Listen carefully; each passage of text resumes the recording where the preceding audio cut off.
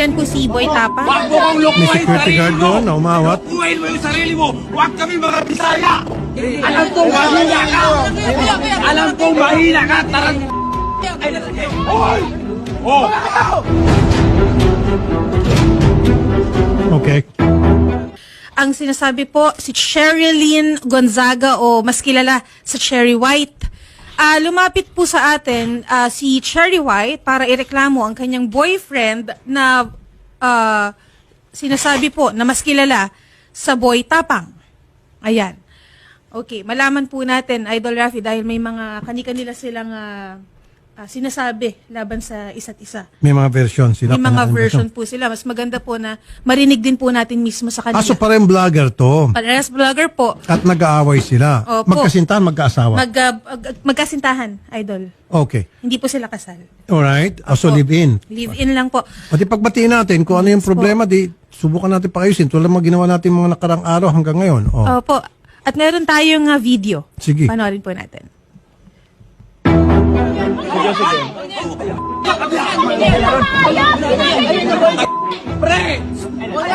Yan po si Boy Tapa. Huwag mo kong May lukuhin security sarili guard mo. doon na umawat. Buhayin mo yung sarili mo. Huwag kami mga Bisaya. Alam kong mahina ka. Alam kong mahina ka. Tarang... Hoy! Oh! Okay. Tapos na? Sige, nandito ngayon si Ma'am Cherry White. And then mamaya, subukan natin tawagan si Boy Tapang. Ang ating purpose dito ay para mapag-ayos sila. Tulad ng nangyari kaninang kaso bago nito. Ayun. Taas mo muna. Kinakabahan si Ma'am Cherry White. Maling sila sa sorry. baba, sir. Sorry po. Bigla kayo na isa lang. Sabi ko, bago mag 3 o'clock, sorry na, medyo napa-extend yung kaninang complainant. Sige. Magandang hapon po, Ma'am Cherry White. Hello po, magandang hapon po. Nasabi na po sa amin kanina ni Sherry yung problema at susubukan po namin, tingnan namin kung pwede natin maayos pa to. Gaano kayo katagal na po magkasintahan ni Boy Tapa? Start po nung December 13. Dito lang po, bago lang. 1 year, wala pang 1 year, December Wala po. 13. Okay. Well, sayang naman po yun kahit papano. December, January, February, tatatlong buwan na kayo. Yan ho bang pinag-ugatan ng away ninyo? Ito po kasi yun eh. Pinagbintangan ako na nag-hack po daw ako ng Facebook. Nahinak ko daw po yung Facebook, which is nung isang gabi po, akala niya hinak ko yung Facebook niya, pero lahat po ng Facebook nag-log out. Nag-message siya sa akin na ipapatulpo daw po niya ako. Okay. Ngayon, yung conversation na yun, syempre naaligaga ako. Ngayon, pinost ko. Pinost ko po yung convo na ipapatulpo ko. Tapos, bigla na lang siyang nag-live sa Facebook niya. Nagsalita po siya ng mga kasiraan about sa akin. Katulad po ng walker ako, magulang ko po, adik, may matanda daw po ako. Yun po yung mga sinabi niya sa akin sa live. 1 hour po siyang naka-live. Pero pagkatapos niya, nag-usap na ho ba kayo, ma'am? Hindi po. Okay. Hindi mo natanong sa kanya ba't niya nagawa yun? Wala ba siya yung pagsisisi or pag nag-post later on na bakit niya nagawa yun o hindi ba siya nag-reach out at gusto makipagbati? Wala po eh. Bakit siya pang magpapatulpo Ayun nga po eh. Hindi ko maintindihan bakit ako pa ipapatulpo kasi may ebidensya daw po siya na pinapahack ko yung account niya, yung Facebook niya. Anong ebidensya pong hawak niya? Hindi ko po alam. Nung gabi po yun, lahat yun nag-log out yung Facebook. Pero kung kayo po ay magkasintahan, ba't kinakailan po ay i-hack yung kanyang Hindi ko nga account? po alam. Hindi ko po gawain yun. Pero yan po iba na-explain mo na sa kanya. In-explain ko po, pero sunod-sunod yung rant niya sa akin. Sinasabihan niya pa ako ng bad words na, ulul ka, alam ko ikaw may gawa nito. Pero, nung time na po yun, lahat ng Facebook nag-log out. Okay. At ito naman. Nagkaroon po talaga ng down po ang meta po nung araw po na yun. Facebook, Messenger, and Instagram po. Yung po Nag-down ba, po talaga. alam niya at nasabi sa kanya? Hindi ko po alam. Pero nung time na po na yun, sinabi ko sa kanya yun na, paanong hinahack, nagko-content kami dito na na-log out lahat ng Facebook. Sabi niya, ulul ka, ikaw lang gagawa nito, alam ko yung ginagawa mo. Pero ano ang motibo para gawin nyo sa kanya? Hindi nyo ba na ipaliwanag sa kanya na ba't ko gagawin yun, ba't kita i-hack? Sir, puro bad words po yung sinabi niya. Ako, kalmado lang. Sabi ko, hindi ko gagawin yan. Nandito po yung conversation sa akin. Pero sa palagay niyo po, bakit niya naisip yun? Marami Siguro naman po din dahil po pagbintangan. galit siya. Galit siya? Bakit po siya galit Sir, sa ba't inyo? hindi magalit yun? Nakakatakot. Kaya nga boy tapang eh. Opo, nakakatakot talaga. Dapat prepared ka na kung nung makipagrelasyon ka sa kanya. Hindi, kaya nga po Alam mo naipaghiwalay dapat na ako eh. Ayaw niya. Ayaw niya. Siguro give it a try. Kasi siyempre ma'am, nung pinasok mo relationship with him, alam mo kung ano yung karakter, yung pagkatao niya. Dapat tanggap mo Sir, niya nung at ready nagkakilala ka. kami, hindi po siya ganun. Sobrang lambing niya. Hmm. Sobrang bait niya. Okay, maganda yung sinabi mo. So, Opo. ano sa tingin mo ang dahilan nung sobrang bait niya, sobrang lambing niya, biglang nag 360 degrees? Sir, selos. Ayun. Yan Selos. sinasabi nila, huwag ka kasing magkaroon ng kasintahang maganda. Oo, di ba? Kasi kung ikaw magkasintahan maganda, talagang marami kang problema dyan. Siyempre, Sir, natural. maganda. Hindi po daw ako maganda. Kasi sinasabi niya sa live, unggoy ka din. Tanggalin mo yung maskara mo. Pangit Kasi naman. sir, ritoke daw po yung ilong ko. Wala namang masama kung ritoke. Doon sa mga mga selosa at seloso, wag na kayo magkasintahan ng gwapo at maganda para hindi na kayo magsiselos. Wala nang aligid-aligid. Di ba? So, nagsiselo siya. Baka naman may pagbasihan, ma'am, para maging fair. Baka naman may pagbasihan yung pagsiselos niya. Sir, ito nga pilit kong sinasabi noon sa social media, ilabas mo kung anong dahilan ng hiwalayan natin. Bakit hindi mo malabas? Kasi sir, ayoko magsalita masisira siya. Hindi, pero ma'am, kasi wala siya rito. Subukan natin tawagan. Yung bang, okay, dati malambing siya. Sabi niya, sweet. Sobra. O, Para siyempre, akong prinsesa. tama lang yon. Usually, ganun talaga pag naniligaw. Pag tumagal-tagal na, hindi naman lahat, medyo may pagbabago. Pero, what led to it? Ano po yung mga nagawa mo sa tingin mo sa kanya na para naging ganun po yung kanyang pag-aasal na ngayon sa inyo? Kasi ganito po yan nag-start yan pati dun sa may nagpa-picture sa akin sa Alcoy, sa Cebu. Nag-away po kasi kami that time. Lagi kami nag-aaway. Laging punto selos. Siyempre ako nagselos din ako, pero yung pinagsiselosan ko nasa lugar. Okay. Nasa Ano po yung sa totoo. Cebu? Yung sa Cebu, sir, ganito yan Meron din kasing lumabas sa video po na nakita ko. Pero hindi po siya yung sinaktan ko. Opo. Yung mga kaibigan niya. Sir, dinipensahan ko po kasi yung sarili ko.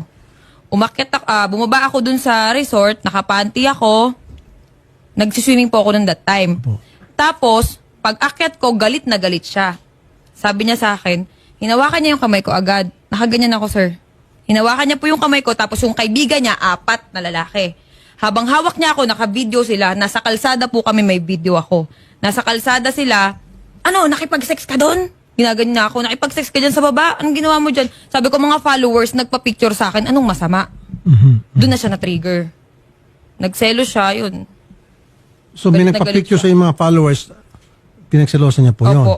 Yung mga taga Cebu. Doon po sa lugar na yun. Natural lang po sa ating mga vloggers, mag-isiguro sa kanya pag may nakikita mga followers nagpapapicture. Hindi niya po naunawaan yun. Bakit wala ho ba nagpapapicture sa kanya? Madami din po. Oh, at ikaw, nagsiselos ka ba pag may nagpapicture sa Hindi kanya? po. Normal po yun pag may nagpa-picture. Kaso kasi yung point po na yun, naghiwalay na naman kami. Yung mga nagpa-picture sa akin, pinatagay ako. Dun sa may resort. Siyempre, katuwaan po kami, yun. Pag akyat ko, yun, nagalit na siya. Anong dahilan daw bakit si Boy Tapang, siya pa sana magpapatulfo? Anong sinasabi? Pinahack ko daw po yung account niya, kaya ipapatulpo niya pagpapahak. ako. Okay. Na wala naman pong basihan. Okay. Kayo ho ba willing, ma'am, na pagbatiin ko na lang kayo? Hindi po. Ayaw mo na. Sayang naman po yung 3 buwan. Ay, hindi po. Hindi ako manghihinayang dun. Anong dahilan ba't nandito po kayo ngayon? Gusto ko po kasi sabihin sa kanya na kasi sa social media po tinitira na yung ko yung mental health ko talaga. May mga nagbabanta din. Tapos, hindi na ako makatulog ng maayos sa lahat ng sinasabi ng tao. Ganyan pala yung babaeng yan, may matanda. Kasi yung sinasabi niya pong matanda, tatay po ng anak ko yun. Na 40 years old plus. Yun yung sinasabi niya na matanda ko. Tapos ito Pero tanong na, okay. Yung ba na isabi mo sa kanya bago kayo nakipagrelasyon sa kanya na ako ay merong anak at ang tatay nito ay alam niya 40 years po old? yun. Okay, so dapat hindi niya na sinisingil siya yon. Diniklara niya yun sa kanya. Okay. So ano pa po yung kanyang hinaing? Sa social media, yung mga luxury bag ko daw po ay galing sa sugar daddy. Yun yung sinasabi niya. Na pinost ko, galing po yun sa sarili kong pinagpaguran yun. Yun yung ano ko kasi may mga nagko-comment sa akin, yung bag mo galing naman siya sa sugar daddy mo. Siyempre, nasasaktan ako, sir. Yung mga ganun na, nadadamay din po yung anak ko sa mga comment. Kaya sabi ko, daanin, hindi po ako sumagot sa Facebook. Gusto ko, daanin na lang namin sa... Okay. Kasi ma'am, ito, kung talagang hindi kayo magpag-ayos at lumalato, kung yun po yung naitabi nyo o na screenshot nyo, yung mga pananalita na hindi totoo, pwede huma-cyber libel natin. Kung sino man yung gusto nyo, may kagagawa niyan. Lalo yung sinasabi na ikaw ay walker, ikaw ay ganito, ganon, na below the belt po yun. Saka po yung nanay ko, tsaka yung tatay ko, sinabihan niya ng adik. Yun po, pwede natin makasuhan ng cyber libel mga yon. Nandiyan ho na-preserve nyo yung mga post na yon. Hawak nyo pa po. Opo, may video. Sinend ko na po. Pwede ho kayo mag-cyber libel kung tutuusin. Pero habang maaari sana maiwasan natin, mapagbati namin kayo. Hindi po mangyayari yun. Kilala ko yun eh. Okay? So, at least kayo po yung nakapagsalita na sa amin. Pag siya'y pumunta rito, alam na namin kung anong gagawin. Siya nga pala, kanina pala, maalala ko, yung lawyer po ni Boy Tapang gusto ata makipag-usap off-air. So, willing ho ba kayo pagkatapos nito, pag-usapin naman kayo off-air? Sige Meron po. atang gusto sabihin yung lawyer. Siyempre, yung lawyer siguro, alam niya na pwede ka mag-cyber libel doon sa mga sinasabi mo. Pero ikaw ba, wala sinasabing masasama kay Boy Tapang? Nagmura po ako kasi away namin yun eh. Nagmura po ako dun sa sa bahay ni Hindi, record pero niya.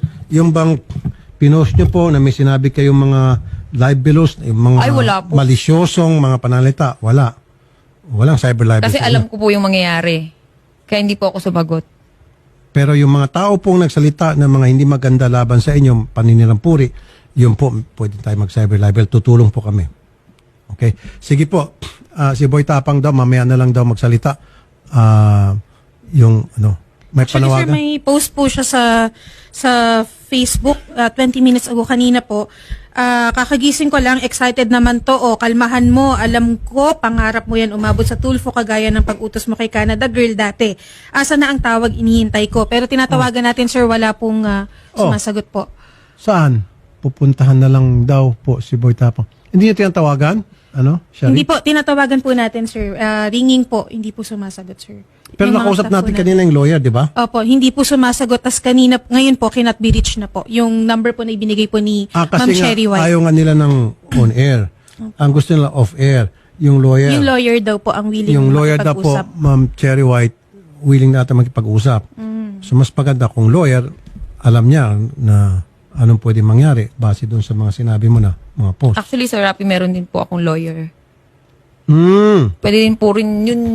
Pwede din po siyang, yun din yung makipag-usap. Lawyer to lawyer. Opo. Patay na, mukhang tumitindi na to. Habang maaari sana, kayong dalawa lang.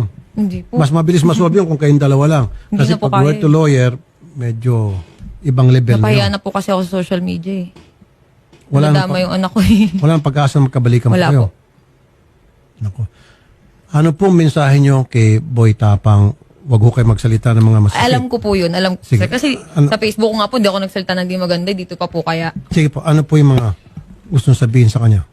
Nanunod po siya malamang kasi kinatbiris na po siya, pinatay niya yung cellphone. Ano po, ang gusto niyong ayan po, tingin sa camera. Mensahe niyo po sa kanya. Wala. Good luck. Yun lang. Good luck. Good luck sa'yo. Good luck sa atin. Yun lang po. Yun lang po. Siya yung subukan natin na on air. So lawyer mo, lawyer, pag-usap